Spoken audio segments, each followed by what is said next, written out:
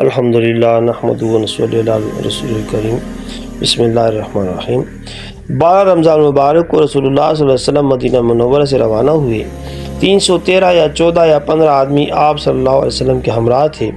بسر سامانی کا یہ عالم تھا کہ اتنی جماعت میں صرف 2 گھوڑے اور 70 اونٹ تھے۔ ایک گھوڑا حضرت زبیر بن عوام رضی اللہ عنہ کا اور ایک حضرت مقداد رضی اللہ عنہ کا تھا، اور ایک اونٹ 2 اور 3 آدمیوں میں مشترک تھا۔ عبداللہ بن مسعود رضی اللہ عنہ فرماتے ہیں کہ بدر میں جاتے وقت ایک اونٹ 3 آدمیوں میں مشترک تھا، نوبت بنوبت یعنی باری باری سوار ہوتے تھے۔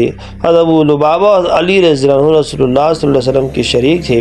جب رسول اللہ صلی اللہ علیہ وسلم کے پیادے چلنے کی باری آتی تو حضرت ابو لبابہ اور علی مرتضیٰ عرض کرتے یا رسول اللہ صلی اللہ علیہ وسلم آپ سوار ہو جائیے، ہم آپ کے بدلے میں پیدل چلیں گے۔